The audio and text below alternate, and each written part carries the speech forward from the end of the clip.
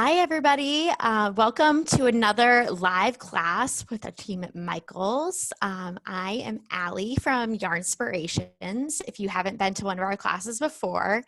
And today's class is being hosted by Marley. Today, we are going to be covering today's our Knit 101 class, so great for all of you beginners out there. We're really excited to host a beginner level class because I think there's a lot of you who maybe are switching crafts, maybe just looking forward to doing something, trying something new right now. So we're really excited for today's class. Again, if you have any questions, feel free to ask them in the chat here, and I will make sure that Marley is able to help you. And yeah, so we are really excited for today's class. It's just a reminder that today's class will be recorded, so you'll be able to come back and watch anytime, which is great for, especially for a beginner class. We realize that some of you definitely might need to, rewatch after you take the class a couple times. So this recording will be available tomorrow. And welcome, everybody. Awesome. I'm going to open the chat so I can see everything too. So thank you, Allie. Hello, everybody. Hello to future knitters out there. It is a joy to be asked to do the Knitting 101 class here on Michaels. Knitting is one of my number one passions. I'm a knitter and a crocheter. I love both of them equally, but nothing brings me more joy than watching a brand new knitter or a brand new crocheter really get that aha moment where something just clicks for them and they understand what's happening. I used to teach beginner knitting at my local yarn store as well as beginner crochet. And so I'm very familiar with the steps that I want to walk you guys through today to take you to where you can actually complete an item. Okay. So with everything you're learning today, you could go out and search garter stitch items. Garter stitch is what we're going to be creating. That's when you knit every row, it's called garter stitch. When you turn it back and forth and you knit every row, that's called garter stitch. So if you're taking notes on vocabulary, that's your first one. When you leave this class, you will be able to make just about any garter stitch project out there that is just plain garter stitch. So the good news is if somebody says, are you a knitter? You'll be able to say yes. I'm going to take you through 4 distinct steps. And if we have time, I'm going to show you the 5th one that is very important. We're going to learn what's called the cast on, and that's where you put the stitches on your needle so that you can work them off of the needle. For those of you who are crocheters, this would be equal to a chain so that you can work into a chain. Okay, so we're going to do the cast on, and then we're going to learn how to knit. All right, so that's the whole premise of the whole project is knit. We'll spend a lot of time knitting. Then I'm going to show you how to add a new ball of yarn. So that way, if you got to the end of your ball of yarn, you're like, well, how do I continue? You know how to do that. And coincidentally, that is the same thing you will do when you change colors. So we're going to kill 2 birds with 1 stone by adding a new ball of yarn and change colors at the same time, because it's the same thing. All right. Then the last thing we'll do is called binding off or casting off. And that's where you finish the stitches. Okay. So those are the 4 things. If we can get to how to weave in our tails, I'll show you how to do that as well. But we have a lot of stuff here ahead of us, and if you guys are ready to go, I'm ready to get started.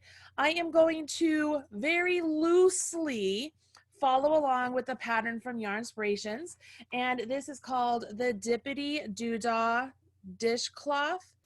Dippity Doodah knit dishcloth. You can see it's 2 tones, like those are 3 different dishcloths. It's 2 tones, and it's just done in garter stitch. So everything about this dishcloth you will be able to do after you complete this class. We're going to make a little tiny dishcloth in the class today. I'm going to call it like a face scrubby or something. So that way you have like a sense of instant gratification and you'll see, okay, I can really do this.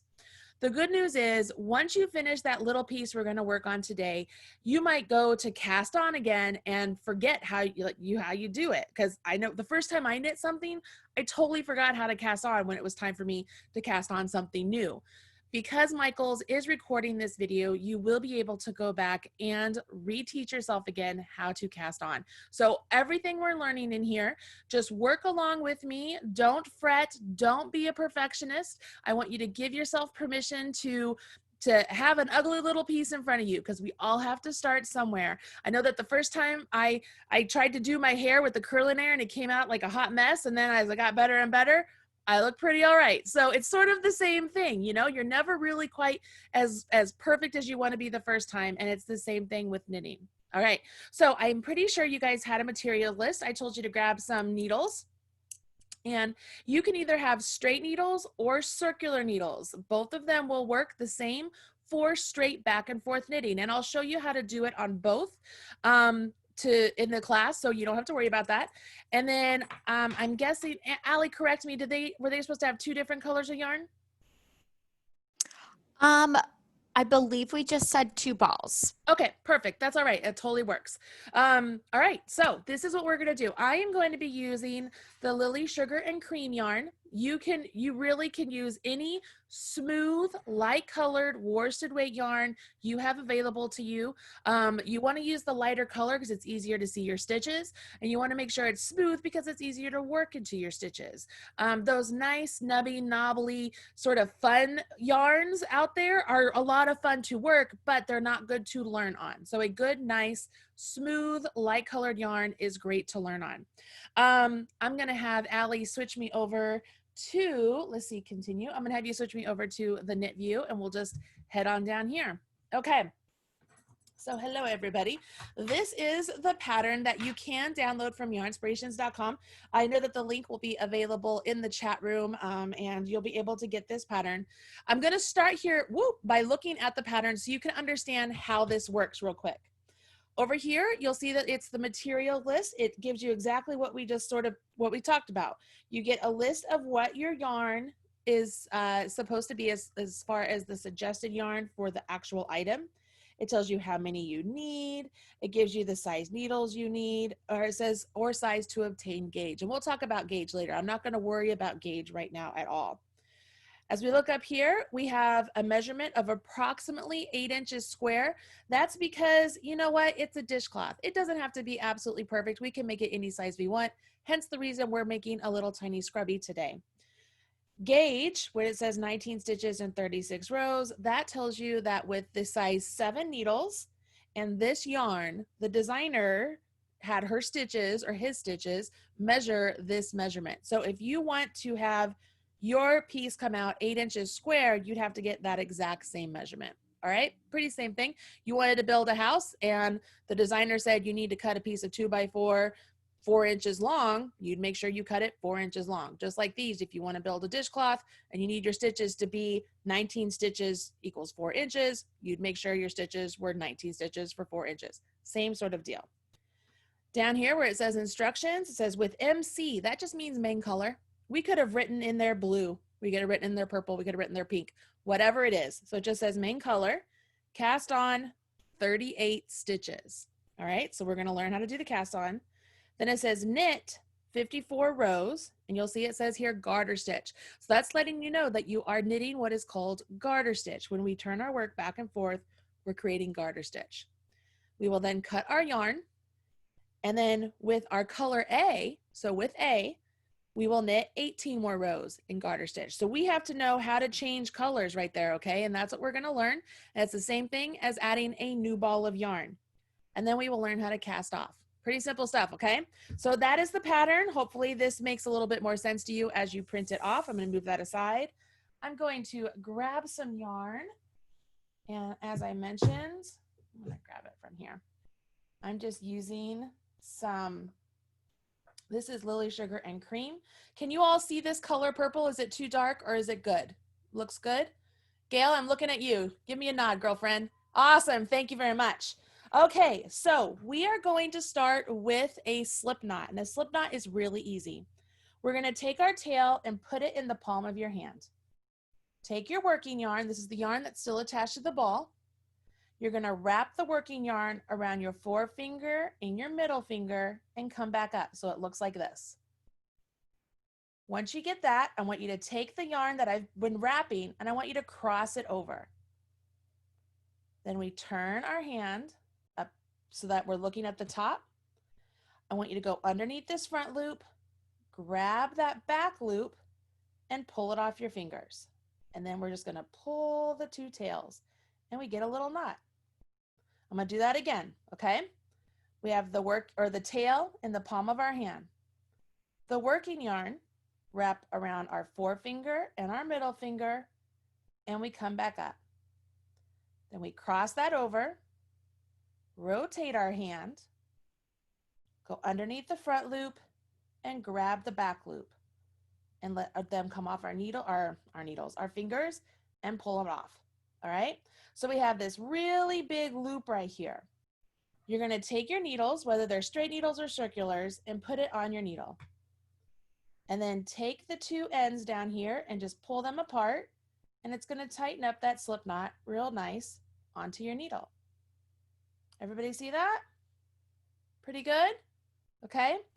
This slip knot counts as a stitch in knitting. So all my crocheters out there who are like, the slip knot never counts as a stitch, you're correct. In knitting, it does. All right, so that's one stitch. Congratulations, everybody. You cast on one stitch. You're now going to take this needle and place it into your left hand. And here's the deal, you guys. We don't get to control many things in life, but we're going to control our stitches, okay? So I want you to make sure you put your finger on that stitch and do not let it fall off your needles, okay? Take your other needle, whether it's circular or straight, doesn't matter, just take the other needle. And this is what we're going to do. Take your right hand needle, going from left to right, we're going to go into that stitch. So we're going to go from left to right into the stitch. So it almost looks like your needles are in a T position or they're crossed. Can you see that? Now we're going to ignore that tail we have. We're going to take our working yarn and we're going to go around our needle just like that. Okay, so I'm going to do that again. Start here from the beginning. Take my right hand needle, go from left to right into the stitch that we put on our needle. Now I'm using my left hand to grasp both needles. Can you guys see that? Okay. I'm going to take my working yarn, wrap it around my right hand needle. And now this stitch or this wrap that I have on my right hand needle, I want to pull it through that stitch that's on my left hand needle. So I'm going to very carefully re-grip my right hand needle with my right hand and at the same time maintain tension as best you can. This will be very awkward at first, you guys. Give yourself a little bit of wiggle room and patience. You're going to pull that stitch through the one on your left hand needle. Once you pull Marley, that, yeah. We have a decent amount of questions about doing the slip knot. Just Okay, one more time. Yeah, I will go back Okay. to that for sure. I'm going to get them going on this and I will. Awesome. Yep. All right. So once you've pulled this through, you're going to extend, swivel your left hand needle and scoop at that stitch and then let go. Now that stitch is on your left hand needle and we repeat. You go from left to right into that new stitch, yarn around your needle, come out that stitch, extend, swivel, and scoop, and place it on. Now we're going to get 20 stitches on here, but I'm going to take these off and I'm going to start again, okay? Easy come, easy go. All right, y'all ready? Here we go. Slip knot. Put the tail in the palm of your hand.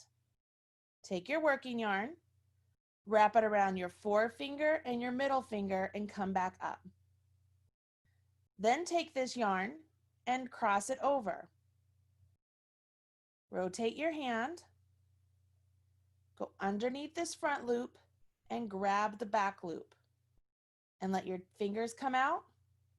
Then you take the tail and the working yarn and just pull them and you get a knot. How's that? Everybody do that? Then once you get the knot, you can actually spread apart the tail and the working yarn.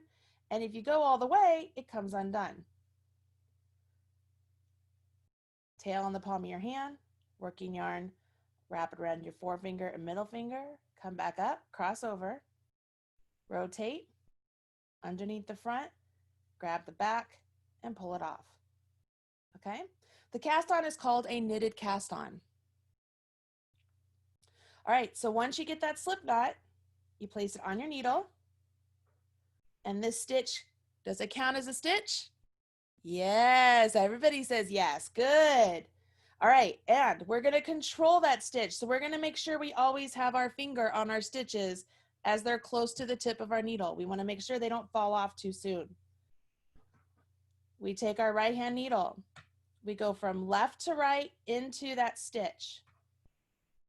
Now I have grasped my needles with my left hand just to stabilize them. You'll find a way that works for you. Don't dwell on that part too much here at the start.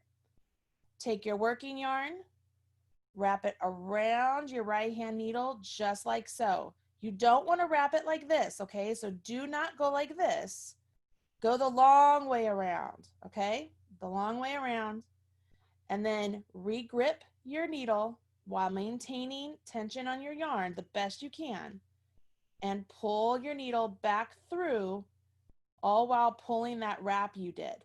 And this will take practice. It feels awkward and funny. You might have dropped your needles. That's okay. It will all work out. Once you've done this, extend your right hand needle.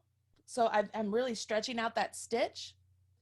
I now will take my left hand needle. I'm going to swivel around that stitch and scoop it up to put it right back on the needle. And I want to remind everybody this is getting recorded, so you'll be able to go back and watch any part of this video that you need help with. Around, extend, swivel, and scoop. So I'm going to give you guys the words that I used to give to my beginner knitting class. You guys ready? You go in the front door.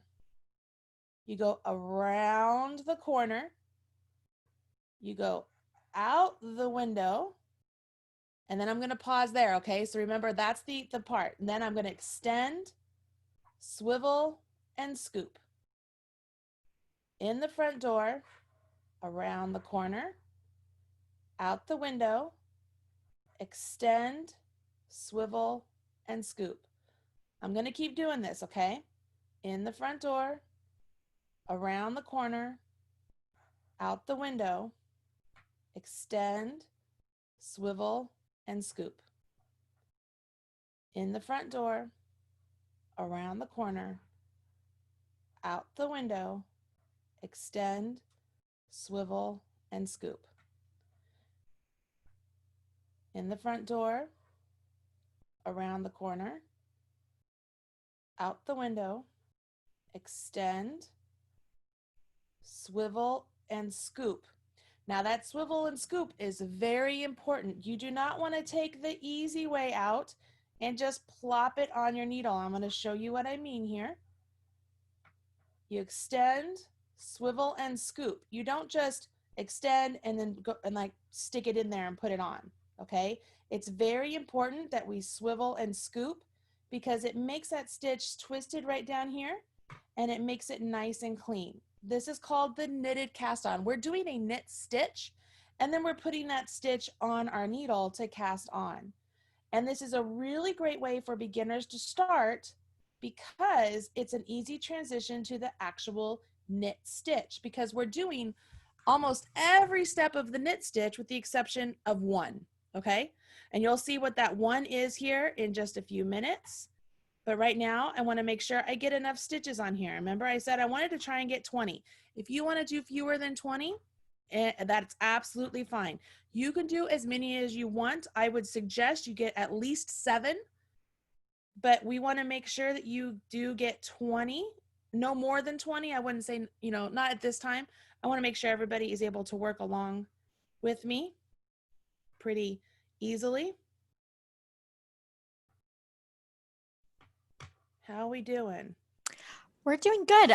So we had a couple questions come through about what are the advantages to this versus long tail cast on. A couple people were just asking why they would use long tail cast on versus a knitted cast on. So I love long tail cast on and it's my preferred cast on all the time. But when I'm teaching beginners, it's much easier to teach them how to do a knitted cast on and then transition them into knitting. I prefer the long tail cast on because it actually makes a knit row and it gets a really nice edge at the bottom. But there are over 40 different cast-ons out there in the world. And so you just really have to choose what's the right one for the project you're working on. So it's not really, you can't say, oh, I only use this one or I only use that one. I mean, I shouldn't say you can't. You can, but if it comes to a point where you're really concerned about the finishing of a project or the way something works up, you'll be more concerned with the cast on and how it works.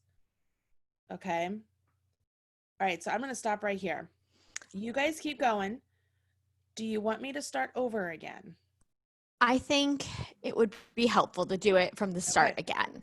All right, But I can get this. I think, just reminding everybody that this is going to be recorded and you can rewatch it again and again starting tomorrow. So I think maybe we'll just do the cast on one more time and then we'll probably move forward because I think it makes sense. And I get it. It's not going to come right away, guys. I totally understand. Absolutely. All right, so I have the tail of the yarn in the palm of my hand. And I'm wrapping the yarn around my forefinger, middle finger, and I come back up and I cross over. I rotate my hand, go underneath the front loop, grab the back loop, and off. This is just the way I do slip knots. If you have a different way to do a slip knot, you absolutely can do that. Once you get that slip knot, you want to place it on your needle and just pull those legs apart. I read earlier, somebody asked how tight should these stitches be. You want to make sure they're able to move on your needle. Okay, make sure they're not so tight you cannot move them. Okay, you want to make sure you can move them. Place that needle in your left hand, and now we're going to do what's called a knitted cast on. We're going to create stitches, you guys. Okay, take your right hand needle, going from the left side to the right side.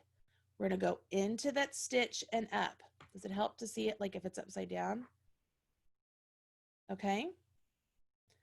Once you've done that, you take your yarn, you wrap it around your right hand needle.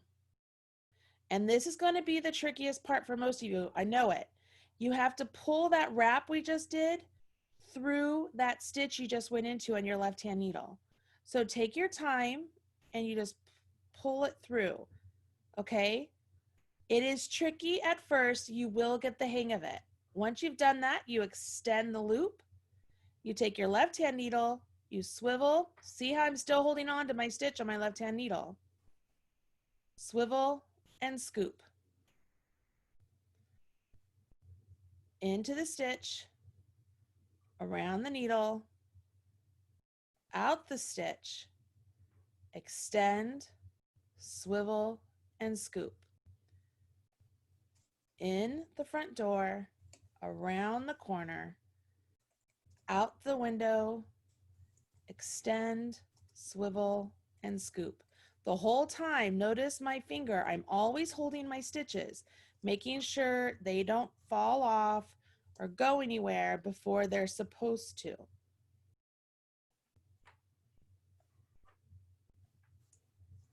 Extend, swivel, and scoop. Okay?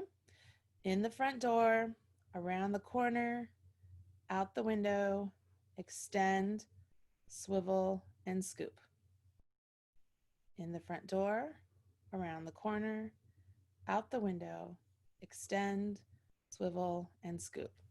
Guys, I want you to know, I remember how difficult this was. The first time I knit, I got so frustrated, I threw it across the room.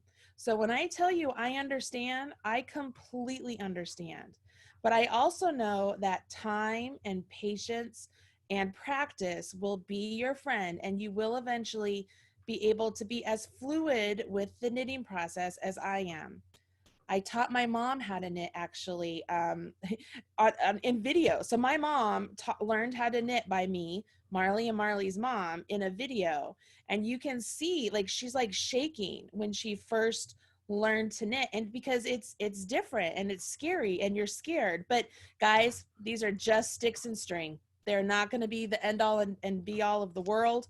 You just give yourself some patience and you will be the master of these sticks and string in no time. Okay, so I've just put some stitches on here. I'm going to stop there because I'm going to carry on to what would be the actual knit stitch. And this is what we're going to practice a lot of, okay?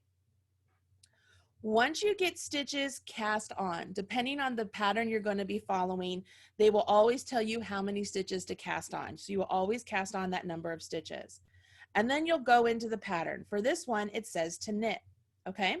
So I'm going to go into the stitch from left to right. Hey, that looks familiar. I'm going to wrap my yarn around my needle. Hey, that looks familiar. I'm going to pull that needle through the stitch. Hey, that looks familiar.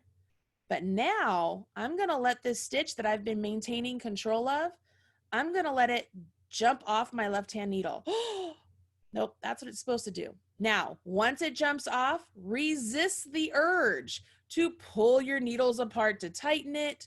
Resist the urge to sort of go anything like this. Just let it fall off. Okay? Now we're going to do it again. So I'm at the next stitch on my left-hand needle. I'm going to go in the front door. I'm going to go around the corner. I'm going to come out the window. I'm going to jump off the porch. See what I mean? I told you guys we were only just missing one step. In the front door, around the corner, out the window, off the porch. In the front door, around the corner, out the window, off the porch. How we doing? In the front door, around the corner, out the window, off the porch. In the front door, around the corner, out the window, off the porch. Now I'm going to give you guys a little help here that helped me when I first started to knit.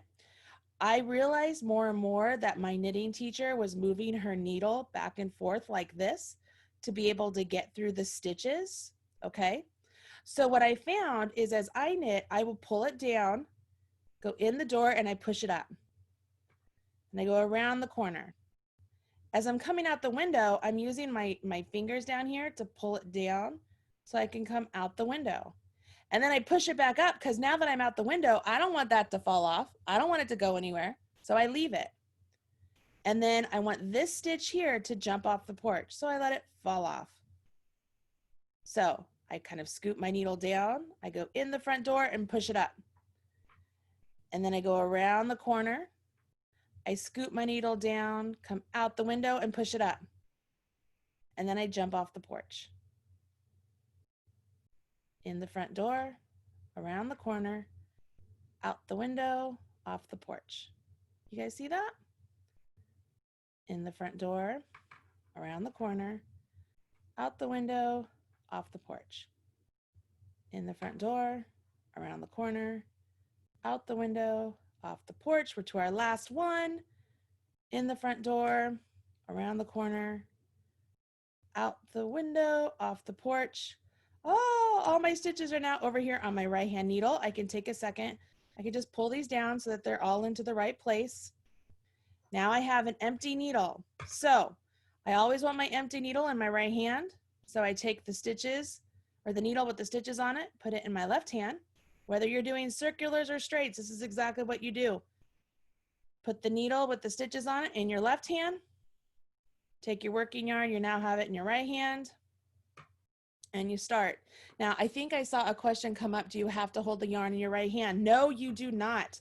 So I'll give you a quick lesson. I'm holding the yarn over here, and this is called English. So English means that you're holding your yarn in your right hand. Here, I'm going to stop. I personally, I typically knit what's called continental, and this is the way a lot of crocheters will knit. They'll hold the yarn in their left hand, and all of the movements are the same. So I'm still in the front door. I'm still going around the corner. I'm still going out the window. I'm still jumping off the porch, but my yarn is in a different hand. Okay. So depending on what works best for you, you do whatever works. It's all the same action. Okay. When you turn your work, it's just like how we began after our cast on row. You would just begin by going into the front door, grabbing your yarn, go around your corner, go out the window, and jump off the porch. Resist the urge to tighten those up, okay? In the front door, around the corner, out the window, off the porch. The last thing you want to do here, you notice when I'm jumping off the porch, I'm never taking my rows and spreading them apart, or taking my needles and spreading them apart. I'm always kind of keeping them in this position. That's because I don't want the actual stitches in the row to be spread apart. I want them to just look like they're very coordinated, very seamless, very much like a zipper. How a zipper, all the teeth of the zipper are all in line. I want my knit stitches to be the same way. I don't want them to be overstretched between the stitches. Somebody asked a question about rows. We'll talk about rows after we get a couple more in here. I'll be sure to discuss more about the rows. But you'll notice here that it's the same motion every time, and I'm just knitting. This is what we're going to be doing here for like the next, how much time do we have? For the next like 10 minutes, guys. We're just going to keep knitting. I got to the end of my row, put my needle in my left hand. I always like to take a second and just pull my stitches down just to make sure my stitches are always flowing down from my needle. I never want to pick it up and have my stitches flowing up. You always want them to be flowing down, down from your needle. Okay? How are we doing? I'm going to show those of you out there who are interested in how to hold the yarn in your left hand. I'm going to do it. I'm going to hold the yarn with my left hand. Everybody who's holding the yarn with the right hand, I want you to remember, it is the same motion. I'm just holding my yarn in a different hand. I will tend to do this in my YouTube videos. I'll try and do both. But I want you to understand it's the same because I'm still going in the front door. I want to go around the corner. I want to come out the window. And then I want to jump off the porch. I'm going in the front door, around the corner, out the window, off the porch.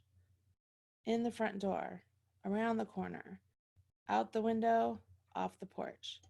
You'll notice that as I do the continental knitting, I don't have to let go of my needles. That's pretty common. Continental knitters don't have to let go of their needles to do a wrap. Most English knitters have to, unless they do what's called like a flicking motion. But there are many different ways to knit, you guys. There's Portuguese, there's combination, there's continental, there's English. I even know that there is a special like sort of Scottish way where you hold the needles on your hip. So the thing here is there is no wrong way to knit. If you are getting knit fabric and you are happy with what you're creating, then you are a knitter. So don't let anybody tell you that what you're doing is not knitting. Now, allow them to help you perfect what you're doing, but don't let them talk you down and say, oh, you're not knitting because you're not doing XYZ. No, that's not true. Now, they might help to correct you. Maybe you have twisted stitches and you don't understand why, and it's okay for them to help you, but it's not okay for them to tell you you're doing something wrong. Okay? It's my little tidbit here, guys. You can do this.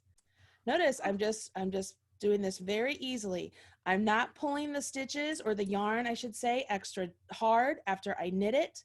You don't want to pull super tough. I made that same mistake when I first started knitting. I was a very tight knitter because I used to think like I would knit a stitch and come off, and then I'd pull real snug. And then I'd knit a stitch and I'd come off and I'd pull real snug. And you don't want to do that, okay? So if your stitches are really tight, you need to loosen up a little bit with how tight you're pulling your yarn itself as it comes off the needle. You want the stitches to be the same circumference as your needle. That's the whole point of having specific size needles. They're to get your stitches to be the exact same size. Same thing when it comes to crochet. That's why all of the needle sizes are different. You're trying to create your stitches to be the same size as your needle. Having said that, this is a good point for me to say something else. If you're finding that you're leaving your stitches down here at the tapered edge too long, then your stitch is becoming the diameter of that tapered edge, not the diameter of your actual needle.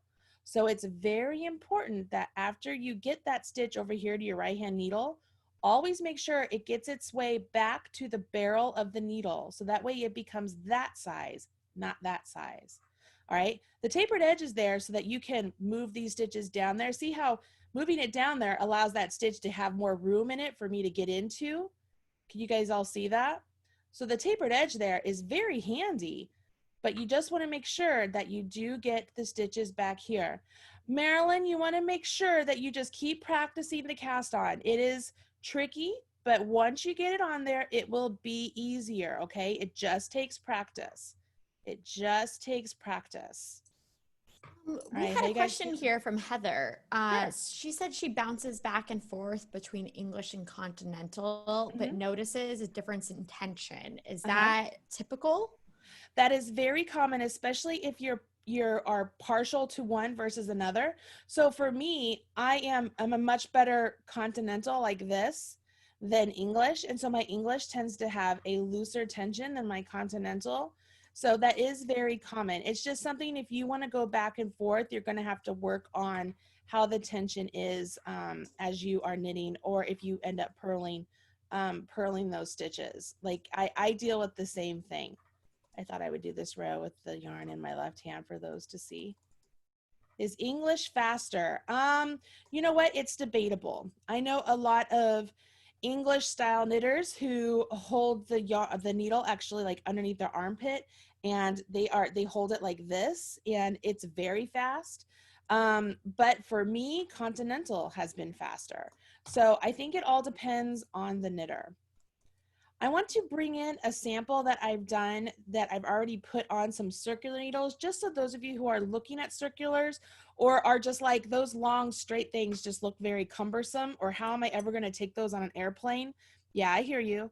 So I want to show you how the circulars work, okay? So it's going to be the same thing. And here we are. I have a swatch worked up, and it's on circular needles. And I want you to see here, circular needles mean that instead of having this long straight needle here, I have a cord that connects one needle to the next, and it allows the stitches to rest comfortably on the needle. And it's very good to release any sort of stress you might have in your wrist as you're working on items. It allows you to get extra space as you're working on larger items.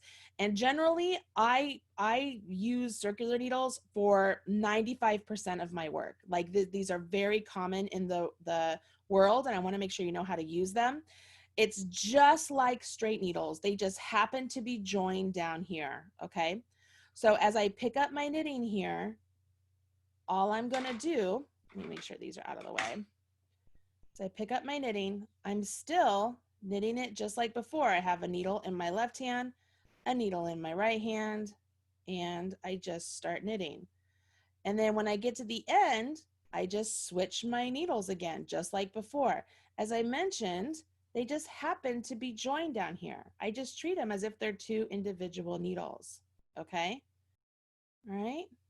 So I'm gonna tink back real quick. And tinking, that's a word you'll learn eventually. It's knit spelled backwards. It's where you unknit items.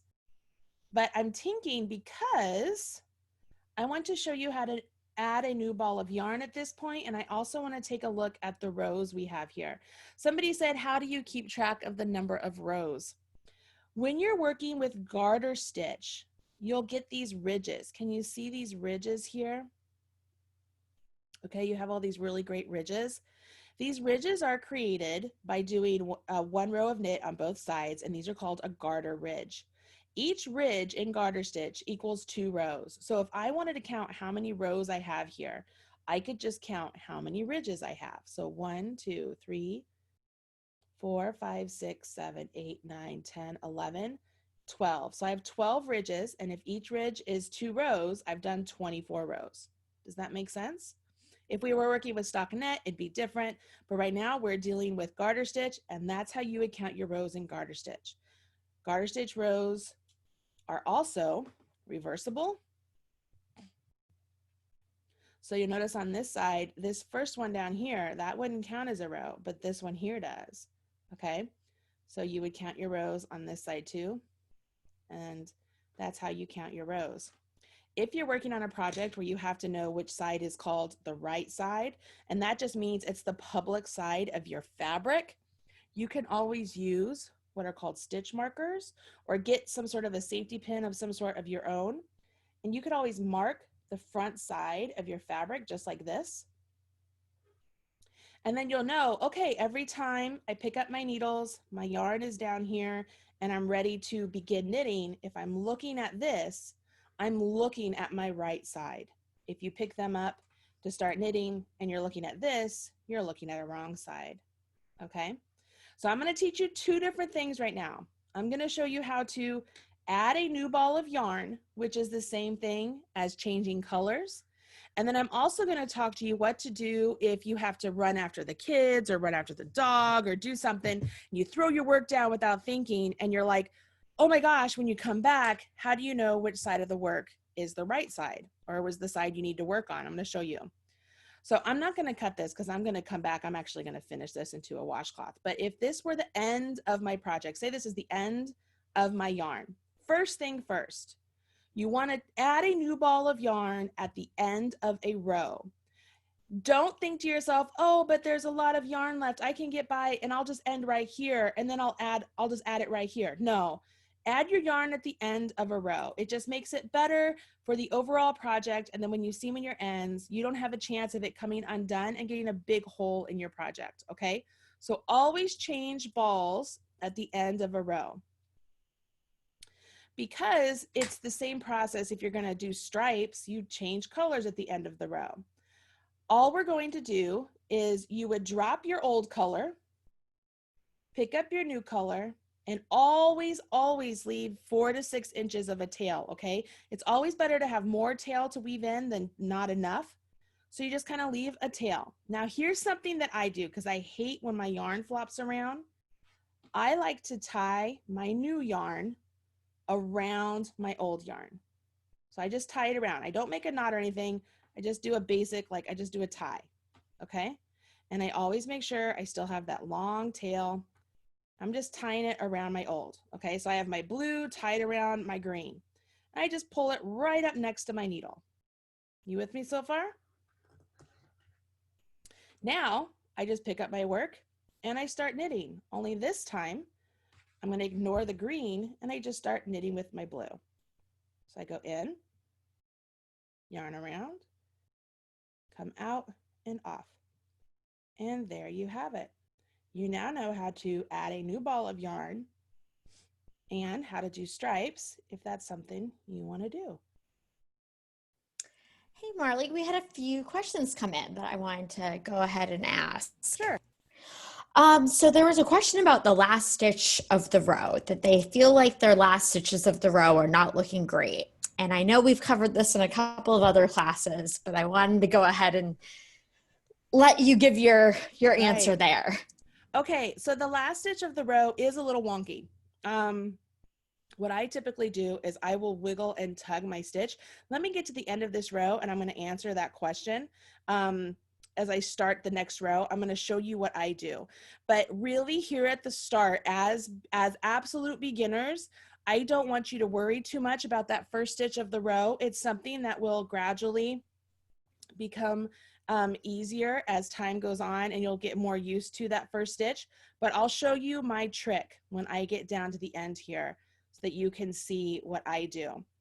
I do want to point out here, as I'm changing colors, you're going to notice on one side, it looks like a very nice seamless change. On the opposite side, you'll get a nice sort of like, you know, it looks like a checkerboard sort of look. And that's just the nature of the beast. That's just the way this works up. It's pretty cool stuff. Okay, so put a pin in it, the one for starting at the end of the row. I'm going to say here, okay, look, I dropped this down. I have to go take care of the kids. I come back. Let's say I pick it up and I pick it up like this. Well, if this was the same color, obviously it's convenient that it's blue and we're like, oh, well, that should be in the other hand. But if it was the same color, you could pick it up and be like, oh, well, this doesn't look right. Oh, I'll just start knitting. Well, if you do that, you're going to get a big hole. I'm going to show you what that looks like so you can recognize it. So you pick up and you're like, oh, okay, well, this looks funny, but nope, that's what I was doing. I'm just going to start knitting across. And then you go and you're like, oh, wait a minute, something looks funny. It's big there. And one side looks goofy, like I have a big hole in my work. What's going on? Well, the thing is, you actually started doing what are called short rows, where you shortened the row and you turned on yourself. So here is a little tip. If you drop your needles and you come back and you need to pick them up mid-row, always remember that your working yarn is going to be in the needle that's on your right hand. So if you pick, I'm sorry, I didn't mean to hit the camera. If you pick it up, make sure your working yarn is attached to the needle that's in your right hand. And then you'll always be on the correct, or going in the correct direction if you happen to have to put your work down mid-row. Best case is to not put your work down mid-row and never have that problem, but that is one of the number one things people will do, and then they get a hole in their work, they don't understand why, and there is no way to fix that hole without just undoing that project, okay? Now there are other ways to get holes I'm going to show you right now. Say you have your yarn up front here, and we go into this next stitch, and I do this. What I've done is I've created what's called a yarn over. It just kind of looks funny there on the needle. We're going to leave that yarn over there, okay? I'm going to let you see what it looks like when we come back to it. So the rule of, or the moral of the story here is when you're knitting, you always want your yarn in back here. You don't want your yarn in front and then knit, because you're going to get what's called a yarn over. It looks really goofy, okay? So I'm going to keep going. I'm going to leave those yarn overs. I'm going to show you what they look like. I'm going to go to the end. Why did I cast on so many stitches? Right? We had another question come through about tension, and I just kind of wanted to give my beginner's opinion that it just takes practice. I mean, I would say just keep practicing. Don't be like, I think my first actual finished project was just a scarf, and it honestly, it will be fine. You'll be proud of it regardless. So I think it really does take a lot of practice. Right. You're absolutely right. It is tension. It just takes practice. I hold my yarn around my pinky and keep tension, but I have friends who hold it just like this. I mean, you'll find a way that works best for you. Okay, here at the start, one of the number one things beginners do is they're like, oh, my stitch is so loose. I'm going to just pull this up and wow, that looks so much better. Look how snug that is. Okay, great. Now I'm going to start knitting. Does anybody see the problem here if I just start knitting? It looks like I have 2 stitches, right? So if I knit into this one and then knit into that one, I've just increased my stitch count. So that is the first thing most knitters will do. Do not extend up. That is a purl bump right there that you're looking at. Do not extend up your yarn so that your purl bump disappears and you get those just the 2 strands of the stitch. We want to make sure that we get this nice line of purl bumps, okay?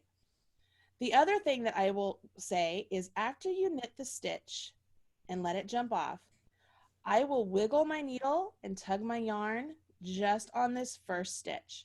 Because what that does is you're tightening up the stitch below and this stitch here, like it just makes it look nice. All right, so it's a wiggle and a tug. I'm going to show you here again.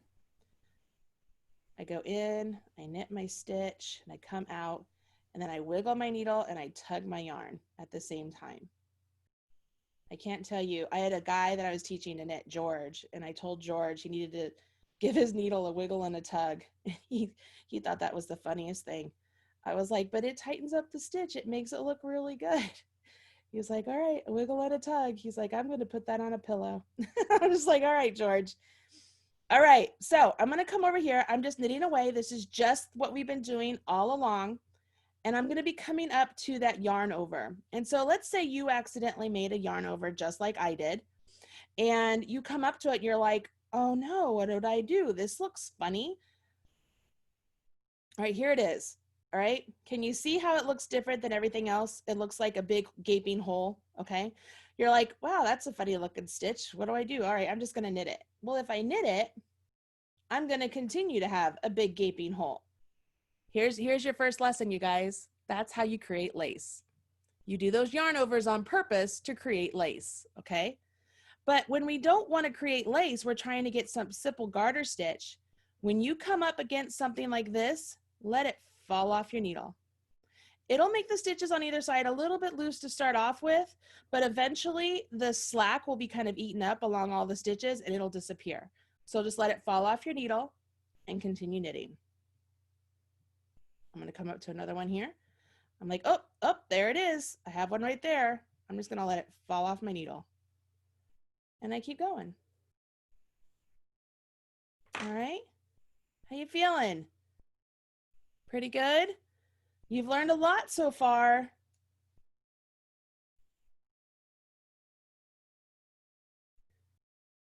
How do you jump to the other, what does that say? How do you jump to the other needle the first row? You really just let it fall off your needle.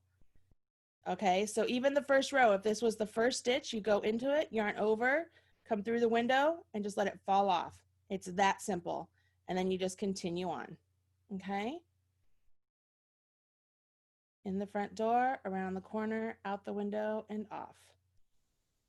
When I get to the end of this row, we're going to pretend that it's the end of our project and we're ready to finish it off, okay? Because all of these stitches on our needle are considered live stitches, we want to make sure that we cast them off or bind them off, because we can't just take our needles out or all of our stitches will just fall down to the bottom like a run in a pantyhose. And it's a hot mess, okay? So we need to make sure that they bind off. So as I get to the end of the row, turn my work. Sophia, I'm sorry you feel like this isn't really for beginners, my friend. This is literally a beginner course. This is the way it all works up. And these are beginner stitches. I know you guys can do these, just takes practice. Okay, so we have stitches right here and we want to bind them off. So we're going to still use our knit stitch. So we're still knitting, guys. So I'm going to go into the stitch. I'm going to yarn around my needle. I'm going to come out the stitch. I'm going to jump off. Okay? So that's one. Go into the stitch, around the needle, come out the stitch and jump off. There's two. This is where we're going to pause. At this point, we want to make sure that this stitch right here, the first one we did, we're going to have it leapfrog up and over that one. So we're going to do that by taking our left-hand needle, and I like to pull down on my fabric to kind of stretch out those stitches a little for me. I take my left-hand needle and I grab that back one and I have it jump up and over that front one and off. So see how that back stitch now looks like it sort of looks like it's strangling that first stitch, okay? But now that stitch isn't going to go anywhere. It's stuck. So I have one stitch left on my right-hand needle. I go in to the next stitch, around the corner, out the window, off the porch. I have two stitches, have the back stitch, jump up and over that front stitch. In the front door, around the corner, out the window, off the porch, back stitch, jump up and over that front stitch. If you find that your bind off stitches are getting too snug, you can always go up to a larger needle to knit off of if you want to. But the best thing that I have found is just make sure that as you knit that stitch and you get two stitches over there, have the back stitch, jump up and over that front stitch, and then make sure that the stitch that's on your needle still is not too snug. Make sure it's still the same size as the needle. And you would do this all the way down the row. And this finishes off the project. This makes it so that those stitches, see how when they jump up and over, they're no longer on my needle. So I would do this all the way down the row. I'd cut my yarn. I'm going to show you how this would look. So we're going to pretend we're at the end of my row, okay? Because I want to make sure I have enough time to show you how to weave in ends. Let me grab scissors. You would cut your tail, leaving at least 4 to 6 inches, remember? So you have this one loop left, okay? Here's how easy it is, guys. You just pull that tail through and it locks it in, okay? So we could pretend this was a little scrubby right there. And then we would go back and we'd weave in all of our tails. And what does that mean? That just means you take what's called a tapestry needle. I like the metal ones that have a bent tip. And I pinch the yarn around the eye of the needle. And then you can wiggle it right through the eye. See how easy that is to just thread the needle? Go to what would be the back side of your fabric. Remember, we put that marker there so we know what the back side is. Hey.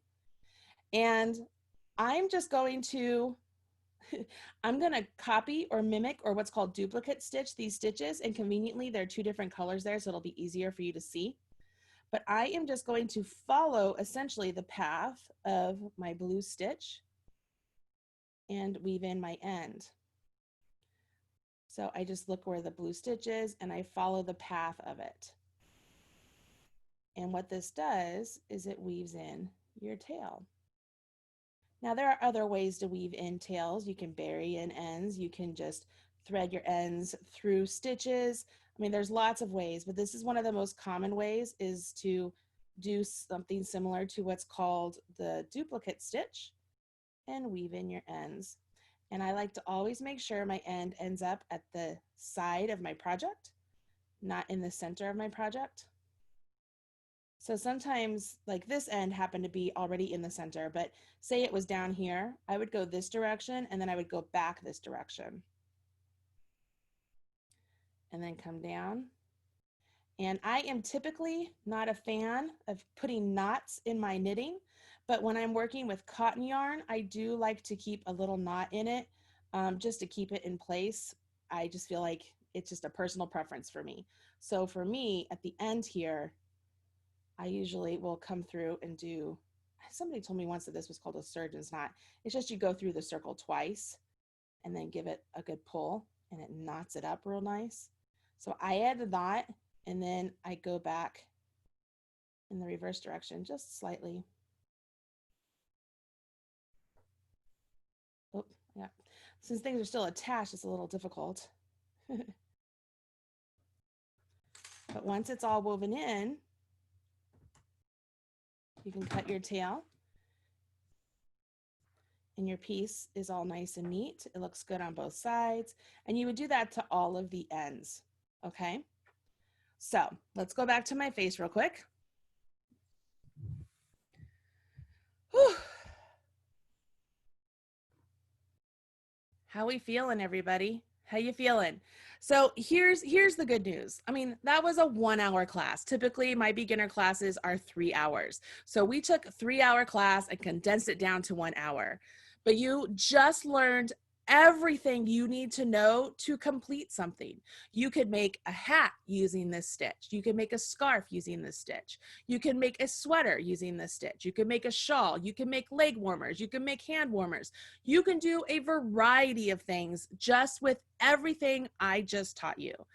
This will take practice. And the good news is, those of you out there who are mothers and daughters learning together, I'm going to give you a tip. All right, moms, are you ready? Your kids are going to pick up on this faster than you are because they're used to learning stuff new. They're so fresh and their mind is so new that everything is new for them. Whereas us moms, we're old and set in our ways and we're just used to just getting things like this. So don't be afraid if your kids are getting it faster than you. That's totally okay.